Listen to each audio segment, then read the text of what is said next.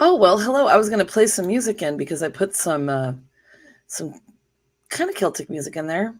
A little too mellow, but I've got Sid Squatch back with me, and I'm going to talk tonight. It's going to be the first half of my stuff because there's just too much. So if you get bored, leave, but I don't think you will because there's lots of good, fun, and interesting information. So I'm going to roll the intro, and I will see you back here in 30 seconds or so.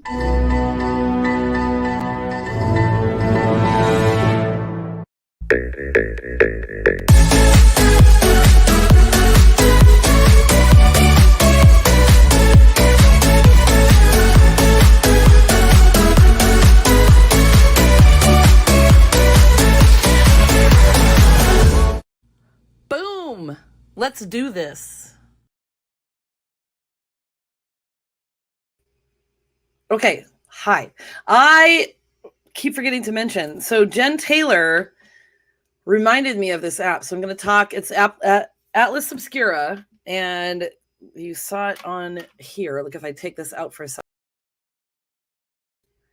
That's what it looks like. I'll show it to you on the App Store on your phone. It looks like that thing right there. Okay. So I've been using Atlas Obscura for years. I mean, I haven't taught, I think it's my 8th year in real estate. I haven't taught since then. I mean, really. And I used to use it for fun facts and stuff, but you can use it now. This is the coolest thing ever. I've got to add this to my stream. I just realized, like I always have to do. I got to get my Google Slides that I used. So you can use this. This is the coolest thing. To see a whole bunch of things in cities that you're visiting, and even in your hometown. So like I was talking about this with my friend Mona, and and I've talked about this before, you always get like a little sad when you come home from vacation, or a lot of people do. I don't know if you do or not. Hopefully you can relate to me with that, but and part of that is, I think, is you're just so excited and you're bouncing around and you're doing stuff and you're going to museums and you're doing all these things that you wouldn't do before. In Scotland, I walked everywhere, 5 to 7 miles a day. I would totally do that here, but it's too god awful hot and things are too spread out. So then, there's lots of cool things to see. Hey, biatch, love you. Courtney, I love you. I'm going to talk about you too. So I'm going to talk to you about some of this stuff because it's really cool. So I'm going to add this to here. I'm going to put myself down here. Okay. So the world champs, Switzerland and Scotland. So the thing is, I am only going to do half. So I'm going to talk about the world. I'm going to talk about the Atlas Obscura stuff in Zurich, Lucerne, and Glasgow, and the Highland Games stuff. And then next week, I'll talk to you about all the stuff I did in Edinburgh. Okay, that's how you said it. And my new friend Sean would say Edinburgh. So I had a little schooling on that stuff. Okay, so now this Atlas Obscura, I showed you the app, and this is the site. So the site looks like, actually, I'll go here and share my screen really quickly because you just look it up, Atlas Obscura. Okay, so hopefully you can see this, right? Okay, so then say you're going to go to Moscow, or let's just pick one right there, Paris, just because I don't want to have to type it in. Pick Paris, and then it has all of these cool things, unusual attractions. Okay, it says 178 things to do in Paris. So you can click on that and expand it. You can search it by map. Okay, I was using my phone for some of this, but I can't quite figure out how to do search by map right now. But you can download the app there. Anyway, look at all these things. So it'll say, okay, everybody knows about the catacombs, but maybe people don't know about this. It's an abandoned railway line circling the city of Paris, Petit Ceinture, however you say that, okay? So that's the coolest part about Atlas Obscura, is that, aptly named, it will take you to obscure parts of towns. Okay, so let me get back to this. Got to bring it back up here. Okay, so you can also get a book and you can get the newsletter and blah, blah, blah. So this would be like the regular Atlas thing. So Courtney says, oh, Got a dip. Hunger from a late dinner. Later. Bye, Courtney. You the best, champ. Well, you know, I love you so much. All right, Jennifer Taylor. I love Atlas Obscura. Yeah. So the cool thing is, Jen and I spent a lot of time together hanging out in all the places. And she was like, yeah, let's use Atlas Obscura for this. So I'll talk about this in a minute. And I was like, oh my God, I totally forgot about this. So it's the coolest thing. So I'm going to show you all of the cool things that I found with her and then by myself. Sorry, my dad. I don't think he realizes what I'm doing right now. Anyway, so this is the first one, and I had to type some stuff up, okay? So this was Jen and me in Zurich, okay? So this is in Switzerland.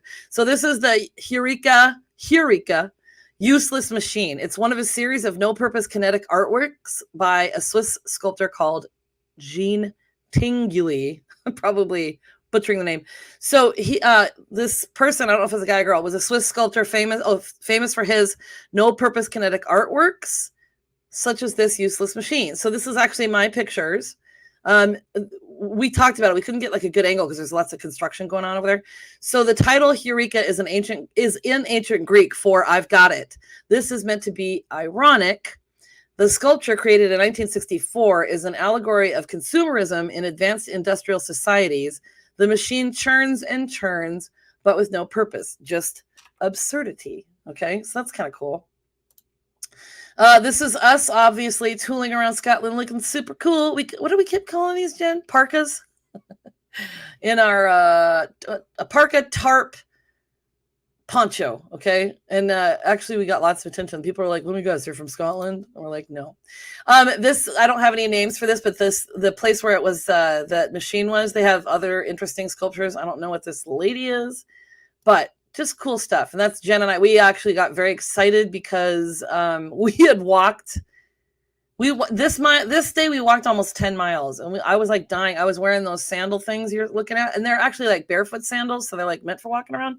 But it was raining, and it was like, oh my God! And we caught this ferry like back to the town. We still had to walk like a mile and a half maybe back to the train, but we were very excited about this. And now Switzerland, we're there. So the next thing is the Dance of Death Bridge. Okay, so that's that really long one there. The gable roof bridge was built in the 13th century to connect a group of mill buildings to the mainland. During its initial usage, the bridge was unique in that the mill workers could simply dump their waste into the river, since they were so far downstream. The wooden bridge survived for hundreds of years, retaining its peaked medieval style. So Jen and I talked about this. Okay, so I didn't put this together that well. And I have some videos, but I wasn't able to upload them today. So if you're looking at these pictures and that roof, we think those are like original, of course, but maybe the walkway was redone. So in the mid 1600s, it was decided that the bridge would be spruced up a bit, and a project was spearheaded to create a series of artworks forming a dance of death cycle, also known as a dance macabre, or Totentanz in German. I'm probably saying that wrong. The object of such works was to remind everyone that death comes for us all, whether old or young, rich or poor. In the end, 67 separate works were painted in the rafters, which you see there, of the covered bridge, each featuring at least one skeletal harbinger of death, more often a number of them.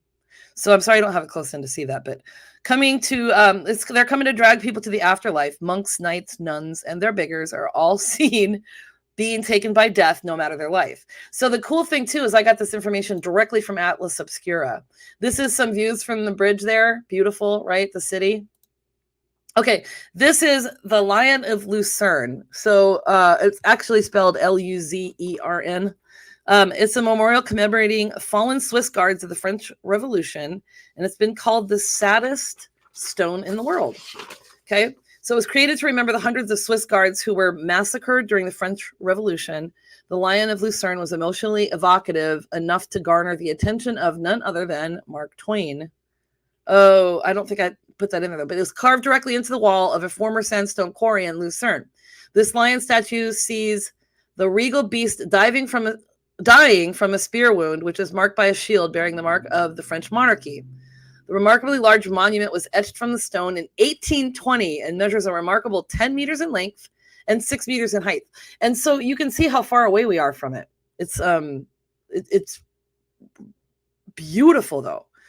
So on the inscription is Latin for "to the loyalty and bravery of the Swiss," and below the lion's niche is a list of some of the deceased officers' names. Right? Okay, so this is us walking around in Zurich, and we were laughing about this sign because we're like, okay, you can't cross the street unless you're a man in a 1950s hat and you're holding the hand of a little kid. This is, parts of Switzerland. We were on the way to Interlaken. This is from the train. There was a lot of clouds, many, many clouds. So this is in Interlaken, and we ran into Kevin and Nanette Rogers, and then that's us boarding the plane very early in the morning for Scotland. This is the Queensferry Bridge, which I love taking pictures from all kinds of different angles. And then this is outside of the Blair Castle, and I had posted this, so some of these you'll see again. And we were laughing about this because we're like, how slow is dead slow? I mean, we get that the kilometers right there is 5, but like to describe it as dead slow is hysterical. But then somebody commented on it. It's funny because if you say something like, oh, he's dead sexy, or I'm dead tired, it kind of makes sense. It's just that we've never seen it in a sign, So this is Blair Castle. The earliest known part of the present castle dates back from 1269 and is known as Comyns Tower.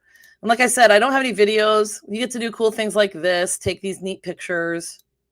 It's just beautiful in there. So I'm going to quickly go through these. Very opulent. That's the ceiling. This is a coronary gown, and then those are pajamas. Can you imagine wearing that to bed? And then that to me reminds me of Dracula. And then we were laughing about this, like this guy, this picture right here. It would be like, this guy's like, what do you think of my socks? Oh, and I'm just dancing around, Just really funny. A lot of stairs in Scotland here, and then this just weirdly placed stair in this little nook there. They've got lots of guns and stuff on the wall. It's beautiful. I love this picture because it's like 3D. And then we were wondering who this guy was on the... It's just because it just looks out of place, but it's their what's that thing called? Their crust or whatever. So they've got lots of antlers and stuff too. The hallway, that was kind of cool. You know me, I like to take weird angles. There was a neat little cemetery and church outside of there. Cool angle there. And then this is Inverness. So we drove up to Inverness for the night. It was like a 3.5 hour drive. We spent the night, we looked around, we left, and then we went down toward the Braemar Games. So these are just some of my pictures to show you. I showed this one too. This is a beautiful picture. That's untouched. It's 2 churchyards. I'm actually in one looking into the other church. I don't think that church actually has a graveyard, but I'm standing in the one. And then here's just another view, with a lamp there. And then, just a view through the thing. So I'm just showing you a little bit. This is one of my favorites, and I haven't posted it yet. You can see the cobwebs there. So like even with your iPhone, you can take some pretty nifty angles. I posted that one too. And then this is like across, like our Airbnb was just on the other side of that bridge there. So we were like really close to town. And then that's us skipping rocks at Loch Ness. So of course, Loch Ness has been proved to, it was a farce, but I mean, you got to go see it. You go to Scotland, you're going to be close enough. You got to go see it, right? It's just like when I was in Norway and I had to go see that Atlantic Bridge. And I went 4.5 hours out of my way, actually a little more than that. But it's, as you can see, it's beautiful. I mean, it's a lake. And then how many people can say they've skipped rocks in Loch Ness? And we were laughing about this because we're totally in sync with like our form.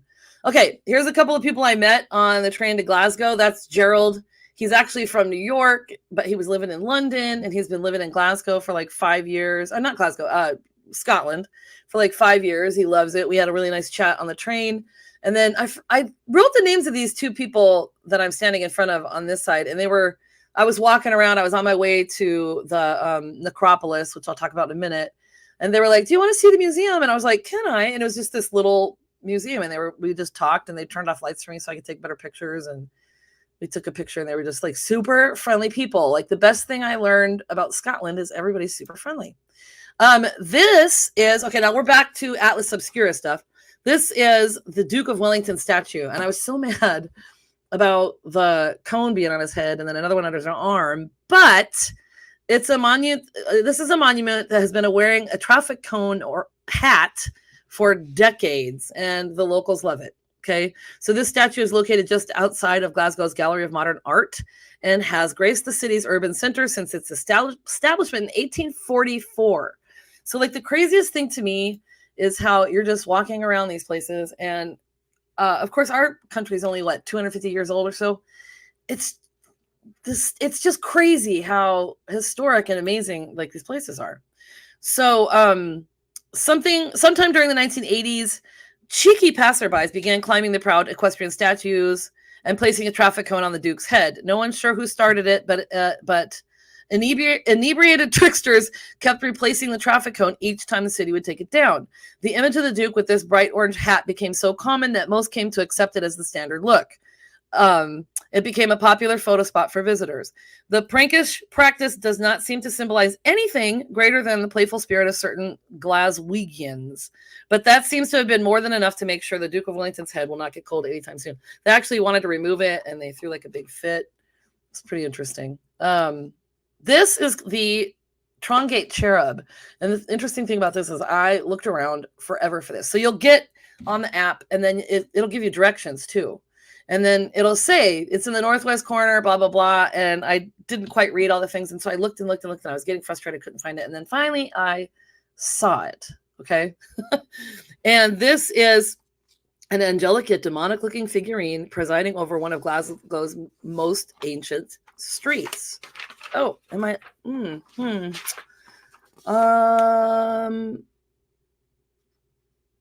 Okay. What am I doing here? Sorry, I had printed too many things. It stands on the southwestern corner of Merchant City.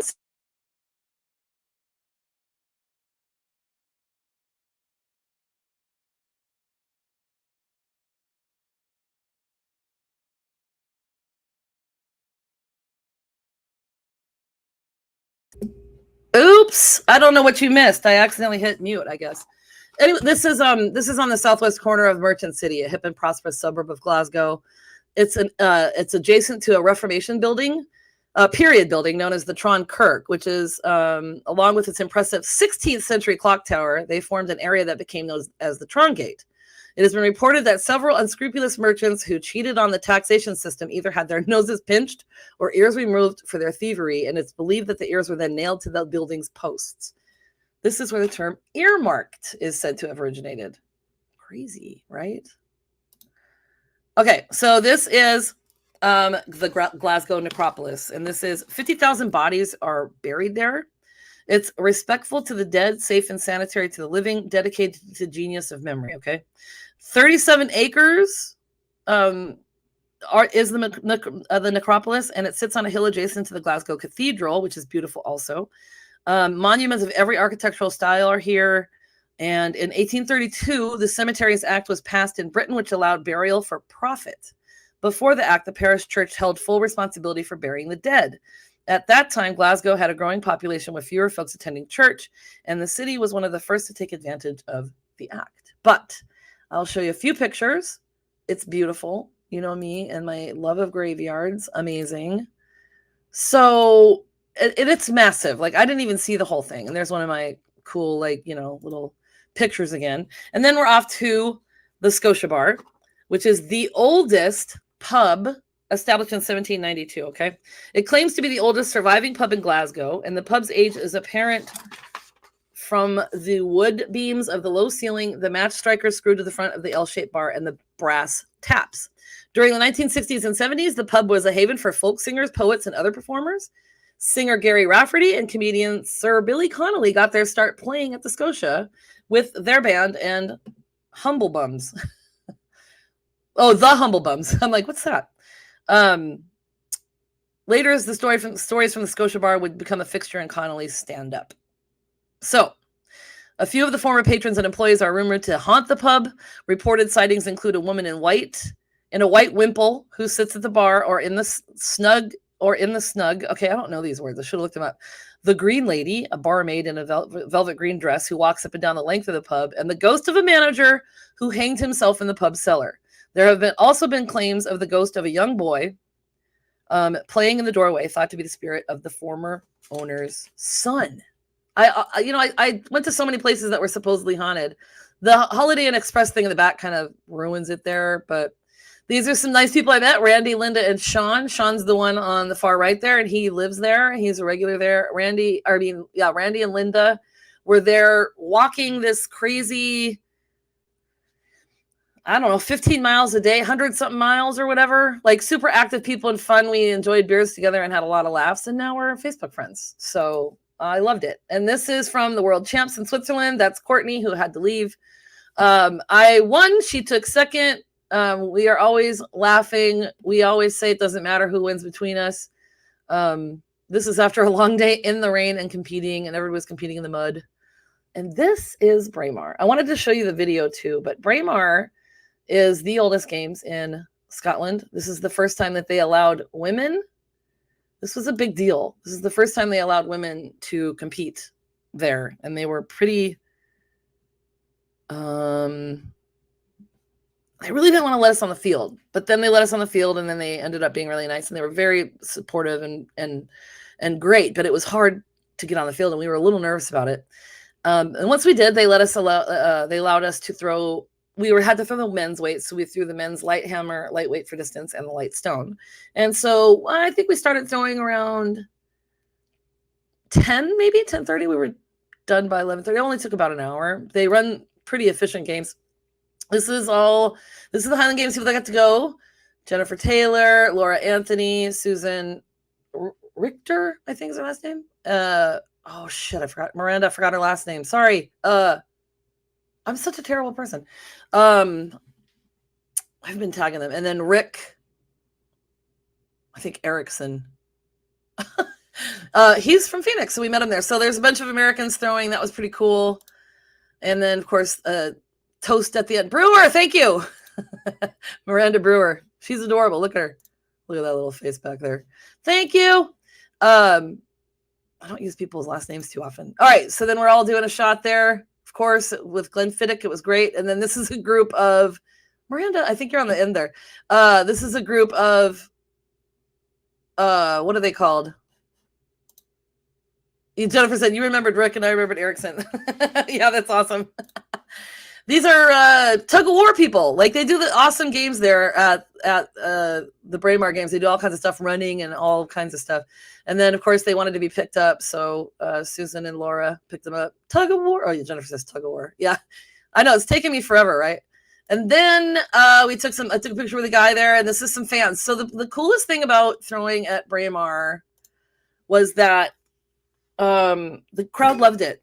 The crowd loved it because, oh, I almost knocked Sit Squatch over. Have you not seen him this whole time?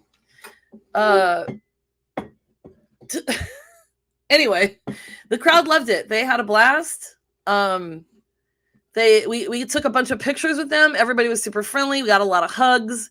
It was amazing. So it was definitely worth the experience. And it's actually quite beautiful there too, as you will see in a second here.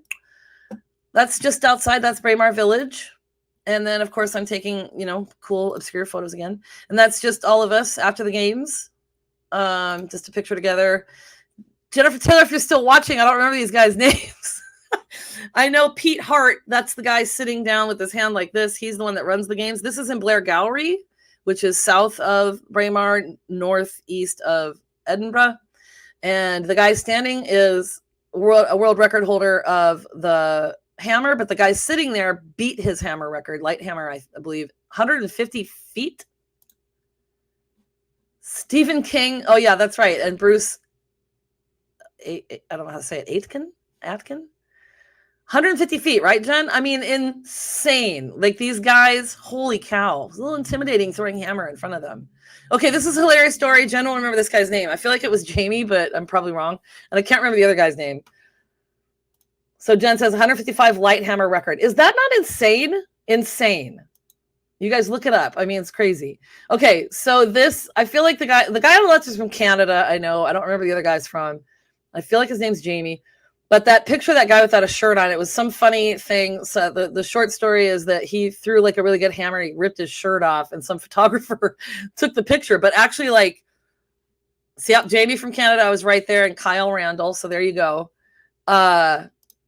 Jamie Trask. That's right. Gosh, you have a good memory. Jeez. That's amazing. So this famous, or I don't know if he was famous, but this photographer took his picture, but then he had put it up in a studio for like a year. It was on display or whatever. And then he went to a games and he gave it to the guy, and the guy was like embarrassed. Okay, Matt Doherty is the guy in the photo. Okay. And he was just like, I don't know, he's like embarrassed or whatever because he's like shirt off and his eyes are closed. So he threw it in the trash. And so Jamie didn't pick it up, but some other guy did. Now it's become this like awesome thing where they pass it on to another guy, like at another games. And actually, it's a beautiful photo, and it's in great shape, and it's huge. And so I don't know how they travel with that thing, but it's a great story. So you meet like the most wonderful people. That's us after the Blairgowrie game. So Miranda, no, you were not there at that one. We were wearing our American made with Scottish roots shirts for them. So that's the end of that presentation, but it was really an experience, and it was awesome. So the best part about this is for you when you go out of town. So I'm going to start doing stuff here in Phoenix too. Like I'm going to take my niece, and it's going to be really fun. Okay. Oh, hey, Punch. Hey, Punch. So thank you for joining me and allowing me to share this stuff with you. You know, it's really fun to talk about, and it's really cool because maybe you'll have the opportunity to go sometime. And like, don't be afraid to step out of the box. It was terrifying to walk onto that Braemar field and then have them kind of be like, yeah, I don't know. And we were like, dang it. We knew something might happen. But then we got over that fear, and it was amazing. And we all had so much fun. And we stayed in an Airbnb together in Blairgowrie. No, not in Blairgowrie. Just couldn't remember. I know the name of the town. Is it Blairgowrie? Maybe it is Blairgowrie. Whatever. Anyway. Close to Braemar. No, not close to Braemar. We had to drive like an hour. Oh my God. I'm like crazy. But the point is, step outside of your box. Don't be afraid. Do the hard things. Miranda says, it was amazing. Yeah, we had so much fun. Miranda and I had like the most delicious meal when we all ate together. It was like, it's like a fish strudel or something like that, right? It was like a fish pasta. I don't know. It was interesting. A fish stroganoff. Like, you wouldn't think that sounds good. But anywho, back to the point with my ADD. Sorry. Don't be afraid to step outside the box. Step outside of your comfort zone. Take those chances. You never know what's going to happen. I met so many people. I've got new friends on Facebook now. I've got new friends in the Highland Games. Met so many people in Blairgowrie. They were so welcoming. They were positive. We laughed a lot. I wish I could have shared the videos, but I couldn't upload them. So maybe I'll do that next week because there's some really funny ones that I've already seen. Punch says, just don't kill anyone. I know, exactly, right? Yeah. Haven't done that, so that's good. So yeah, I travel, do the things. Like I said, I had that am I cool enough thing. I went to Norway this summer. I went to Switzerland and Scotland. What? Next week I'm going to share the Edinburgh stuff. It's really cool. I've got a lot of Atlas Obscura things and some fun little stories. The people in Scotland are wonderful. They're very friendly, and if you travel alone, it's okay. You're safe. It's quite amazing. So I'm happy to be home. I've adjusted a little better than I did from the Norway time that I traveled. I suffered from narcolepsy. I felt like for a whole week when I got back from there. But yeah, I'll see you guys next week. Thanks for joining me. And I forgot. You know what Sid Squash always says? The journey begins with you. So be good to yourself. And what I always say, Horgan loves you. Peace and love, everybody. Have a great night. See you next week.